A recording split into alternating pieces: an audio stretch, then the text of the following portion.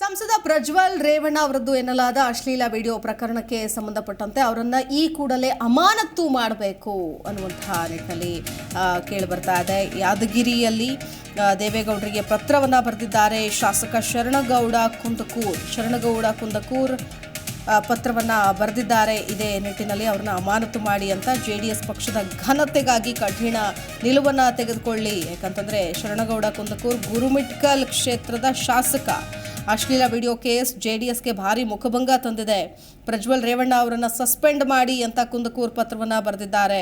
ಸ್ವಪಕ್ಷದ ಶಾಸಕರಿಂದಲೇ ಇವರನ್ನ ಅಮಾನತು ಮಾಡಿ ಅನ್ನೋ ಒಂದು ಧ್ವನಿ ಕೇಳಿ ಬರ್ತಾ ಇದೆ. ನೋಡಿ, ಈಗ ಆಗಬೇಕು. ಯಾಕಂತಂದ್ರೆ ಇಂತಹ ಒಂದು ಪ್ರಕರಣಗಳ ಸಂಬಂಧ ಬಂದಾಗ ಯಾವುದೇ ಪಕ್ಷ ಭೇದವನ್ನ ಮರೆತು ಇಂತಹ ಪ್ರತಿಕ್ರಿಯೆಗಳನ್ನು ಕೂಡ ಕೊಡಬೇಕಾಗತ್ತೆ. ಇಂತಹ ನಿರ್ಧಾರಗಳಿಗೂ ಕೂಡ ಮುಂದಾಗಬೇಕಾಗತ್ತೆ. ಯಾಕಂತಂದ್ರೆ ಇಲ್ಲಿ ಕೇವಲ ಕುಟುಂಬ ಮತ್ತೊಂದು ಅನ್ನೋದಕ್ಕಿಂತಲೂ ಹೆಚ್ಚಾಗಿ ಇಲ್ಲಿ ರಾಜ್ಯದಲ್ಲಿ ಆಬ್ವಿಯಸ್ಲಿ ಜೆಡಿಎಸ್ ಒಬ್ಬ ನಾಯಕ ಈ ರೀತಿಯಾಗಿ ಮಾಡಿರೋದ್ರಿಂದ ಎಲ್ಲರನ್ನೂ ಕೂಡ ಪ್ರಶ್ನೆ ಕೇಳ್ತಾರೆ. ನಿಮ್ಮ ನಾಯಕರೇ ಹಿಂಗೆ ಸರಿ ಇಲ್ಲ, ಈ ಥರದ ವಿಡಿಯೋಗಳು ಬರ್ತಾ ಇದೆ, ಏನು ಕತೆ ಅನ್ನೋ ಪ್ರಶ್ನೆಗಳನ್ನು ಕೇಳ್ತಾರೆ ಸಹಜವಾಗಿ. ಈ ನಿಟ್ಟಿನಲ್ಲಿ ಅವರು ಉತ್ತರ ಕೊಟ್ಟಿದ್ದಾರೆ.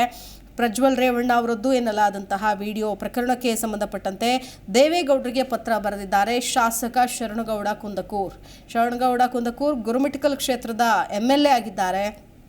ಜೆಡಿಎಸ್ ಪಕ್ಷದ ಘನತೆಗಾಗಿ ಇಂತಹ ಒಂದು ಕಠಿಣ ನಿಲುವನ್ನು ನೀವು ತೆಗೆದುಕೊಳ್ಬೇಕು.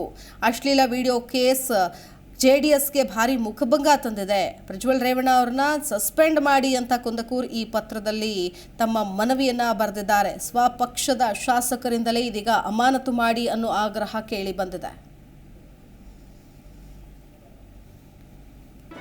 ಜಿ ಕನ್ನಡ ನ್ಯೂಸ್ ಈಗ ನಿಮ್ಮ ಮನೆಯಲ್ಲೇ ನೋಡಿ.